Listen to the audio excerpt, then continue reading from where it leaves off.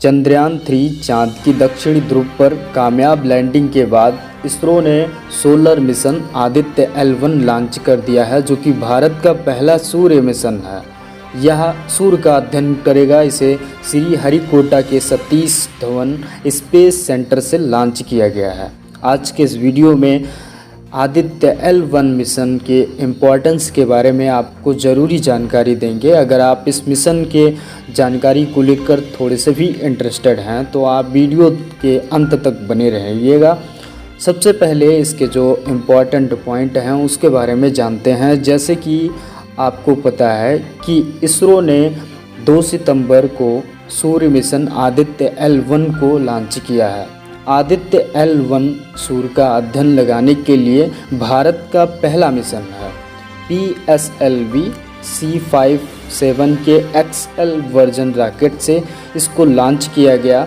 Solar mission Aditya L1 4 महीने के बाद लैग्रेंज पॉइंट L1 पर ये स्थापित होगा। अब आइए हम सबसे पहले ये जान लेते हैं कि लैग्रेंज पॉइंट L1 क्या है। Italy French mathematician जोसेफी lower Lagrange के सम्मान में लैग्रेंज पॉइंट का नाम रखा गया है। ऐसे 5 बिंदु पृथ्वी और सूर्य के बीच में हैं, जहां सूर्य और पृथ्वी का जो गुरुत्वाकर्षण बल शून्य हो जाता है। ऐसे में इस स्थान पर यदि किसी वस्तु को रखा जाता है तो वह उसी स्थान पर रुक जाती है। पहला लैग्रेंज बिंदु पृथ्वी और सूर्य के बीच 1.5 मिलियन किलोमीटर की दूरी पर है। ऐसे कुल 5 लैग्रेंज बिंदु हैं, जैसे कि L1, L2, L3, L4 और L5 मौजूद हैं। तो इससे आपको ये पता चल गया होगा कि आखिरकार लैग्रेंज बिंदु होते क्या हैं। इसरो ने सूर्य मिशन का नाम जो है आदित्य L1 क्यों रखा है। आदित्य संस्कृत भाषा का शब्द है जिसका अर्थ होता है सूर्य। सूर्य और पृथ्वी के बीच 5 लैग्रेंज पॉइंट हैं।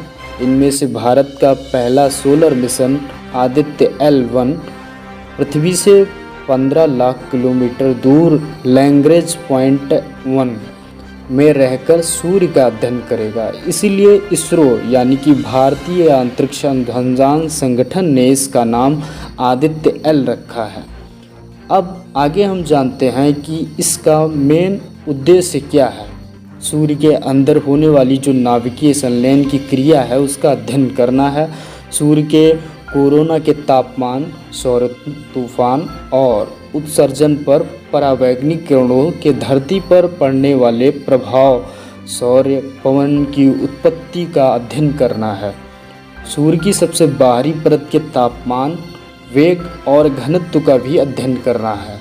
यह मिशन सौर कोरोना के मैग्नेटिक फील्ड मेजरमेंट आदि के बारे में भी जानकारी प्राप्त करेगा। और सूर्य का जो अध्ययन है ये ज़रूरी क्यों है, आइए इसके बारे में हम जान लेते हैं। वैसे तो पूर्ण परमात्मा की शक्ति से सभी ग्रह आकाशगंगा में लगातार चक्कर काट रहे हैं, लेकिन जिस सौरमंडल में हमारी पृथ्वी है उसका केंद्र सूर्य है। पृथ्वी समेत सभी 8 ग्रह सूर्य का ही चक्कर लगाते हैं। सूर्य की वजह से धरती पर जीवन है। सूर्य से लगातार ऊर्जा बहती है। इन्हें हम चार्ज पार्टिकल्स कहते हैं। सूर्य की स्टडी करके ये समझा जा सकता है कि सूर्य में होने वाले बदलाव अंतरिक्ष को और पृथ्वी पर जीवन को कैसे प्रभावित करते हैं। आगे हम यहाँ पर जान लेते हैं कि आदित्य L1 में जो पेलोड लगे हैं उनका क्या प्रमुख कार्य है। Plasma analyser package for Aditya, ये सूर्य की गर्म हवाओं का अध्ययन करेगा। सेकेंड है विजुअल एमिशन लाइन क्रोनोग्राफ, जिसको शॉर्ट फॉर्म में VELC कहते हैं। इसका जो प्रमुख कार्य है ये सूरज की हाई डेफिनेशन का फ़ोटो खींचेगा। और सोलर अल्ट्रावायलेट इमेजिंग टेलीस्कोप, जिसको शॉर्ट फॉर्म में हम SUIT कहते हैं, ये सूरज की अल्ट्रावायलेट वेवलेंथ का फ़ोटो लेगा। और जो फोर्थ है high energy L1 orbit x ray spectrometer, जिसको शॉर्ट फॉर्म में HEL1OS कहते हैं, ये हाई एनर्जी एक्सरे का अध्ययन करेगा।